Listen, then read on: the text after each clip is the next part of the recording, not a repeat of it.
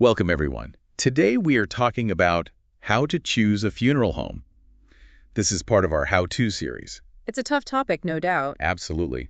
Losing someone is incredibly difficult, and then planning, well, it can feel overwhelming. It really can. So this conversation is really about trying to make that process just a little less daunting, understanding how to find a funeral home that feels right for you and your family. And we've got some good pointers here, drawing from that how-to guide and some comprehensive info to hopefully provide a clear path forward. Exactly.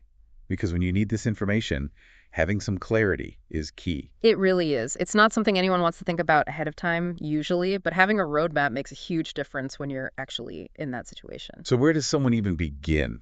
It feels like a big task. It does. I think the best starting point often is talking to people you trust. Right. Recommendations. Yes, friends, family, maybe clergy, or even people in your community who've unfortunately had to arrange a funeral recently. Their personal experiences. Yeah, That offers real-world insight, doesn't it? it really does. Because they can tell you things reviews sometimes can't, how empathetic the staff really were, how smoothly things went, the human element. That makes sense. First-hand accounts carry weight. A lot of weight. Professionalism, empathy, the service quality, they've experienced it directly. And then, of course, there's the online side of things, combining those personal referrals with some online research. Definitely. You should look at online reviews too. But be specific about what you're looking for in those reviews. Okay, like what? Well, focus on comments about professionalism where the staff respectful, knowledgeable, empathy, they seem genuinely caring, and the actual service where things handled well. So look past just the star rating and see what people are saying. Precisely, get a feel for the consistent themes. What about affiliations? Sometimes you see logos like NFDA or state associations. Do those matter? They can. Being part of something like the National Funeral Directors Association or a state equivalent usually means the home adheres to certain ethical codes and standards. So it's a kind of signal of professionalism? It can be, yeah. A level of accountability. It offers some reassurance. Okay, good to know. So you've got some names, maybe checked online. What's next? Understanding your own needs seems crucial. Absolutely fundamental. Before you even pick up the phone, take a moment. What kind of service are you envisioning? Traditional funeral, cremation, something else. Exactly. Maybe a memorial service later on. Does the funeral home actually offer what you need? That's a basic check. And then there are religious or cultural needs. How vital is that conversation? Oh, incredibly important. If specific traditions or customs are essential for a meaningful farewell, you need to know if the funeral home has experience with them. And that they can accommodate them respectfully. Yes. Don't hesitate to ask directly about their experience with your specific practices. It's crucial for getting it right. Budget is always a factor too, even if it's uncomfortable. It is, and the advice here is to be upfront about it. There's also a legal requirement about pricing. The general price list, right? The GPL. That's the one. Funeral homes must provide you with a general price list if you ask for it in person, and some may provide it over the phone or online too. It itemizes everything. That sounds like a key tool for comparison. It is. We can dig into that a bit more later, but knowing it exists and that you're entitled to see it is important from the start. Okay, what about the practical things? Location, facilities? Yeah, logistics Yeah. matter. Is the location convenient for the people who'll be attending? Is it accessible? And the place itself, does it feel comfortable, Yeah. appropriate? Exactly. Think about the space. Is it welcoming? Does it suit the size and style of gathering you expect? Does it feel right? And personal preference comes into play too, doesn't it? Big established place versus a smaller family-run business. It really does. There's no single right answer. Some prefer the resources of a larger firm. Others want that really personal touch you might get from a smaller, perhaps family-owned place. What kind of atmosphere are you looking for? How much personal attention feels right? Those are great questions to ask yourself. It helps narrow things down. All right, so let's say you've done this homework. You know roughly what you need. You have a few potential names. The next step seems to be consultations.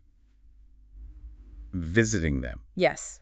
Scheduling consultations, ideally with more than one home, is really valuable. Why more than one? It allows you to compare directly, to meet the staff, see the facilities, ask detailed questions, and just get a gut feeling. It's like an interview in a way. You're seeing if it's a good fit. And you should go prepared with questions. Definitely. Have a list. What services exactly do they offer? What are all the associated costs for what you're discussing? No surprises later. Right. Ask about pre-planning options, even if you're not doing it now. Understand their policies on things like embalming, viewing, cremation specifics. Get a detailed cost breakdown. Absolutely. And ask about the merchandise they offer, caskets, urns, and any memorialization options like plaques or keepsakes.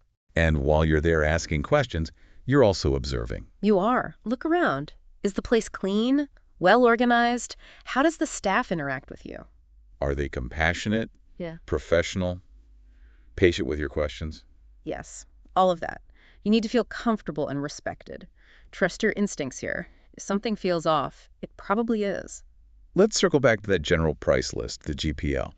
You said it's legally required they provide it. How should someone use it effectively? Okay, so the GPL is vital. It lists prices for everything, services, facilities, merchandise. Its main power is transparency and comparison. So you can literally put the GPLs from two different homes side by side. Exactly, and see where the costs differ. But you need to understand what you're looking at. What should people focus on within the GPL? Look for the basic services fee for the funeral director and staff. This is usually non-declinable. It covers their overhead, planning, securing permits, etc. Okay, so that's a baseline cost. Right. Then look at the costs for everything else. Transportation, use of facilities for viewing or the service, embalming if chosen, cremation fees, the merchandise. And distinguish between what's required versus what's optional. Crucial. Embalming, for example, isn't always legally required, though the funeral home might require it for a public viewing. Understand what choices you have. The GPL should make clear what's included in package deals versus itemized charges. So it helps you control costs by only selecting what you need or want. Precisely. It puts you in the driver's seat financially. Now, something else mentioned is pre-planning. Thinking about this before it's needed. What are the upsides there? Oh, several big ones. Primarily, it eases the burden on your loved ones later. Takes those decisions off their shoulders during a really emotional time. Exactly. They're grieving, and having the arrangements already made, knowing they're fulfilling your wishes, that's a huge relief. And it lets you personalize your own service too, right? Mhm. And sure, it reflects you. Absolutely. You get to make the choices about the type of service, music, readings, whatever is meaningful to you. It ensures your farewell is truly yours. Is there a financial angle to pre-planning as well? Yes, definitely. Often you can lock in today's prices for funeral goods and services. So protection against inflation down the road. Correct. It can prevent future financial strain on your family. It's a practical and considerate step for many people. We've covered a lot: getting recommendations, understanding needs, using the GPL, thinking about pre-planning. When it comes down to actually making the choice, what's the most critical factor? Honestly, after all the research and comparisons, it often boils down to trust and comfort. How you feel about the people in the place. Yes. Do you feel heard? Do you feel confident they'll handle everything with care and respect? Do you sense genuine compassion? That feeling of trust is paramount. And it's okay to take your time with this decision, right? Not feel pressured. Absolutely essential. This isn't like buying a car. Don't let anyone rush you. Take the time you need to evaluate. Ask follow-up questions if you have them. Choose a place where you feel genuinely supported. That's the goal. Find a partner who will guide you with sensitivity through a difficult process. So, choosing a funeral home, it's clearly a deeply personal decision.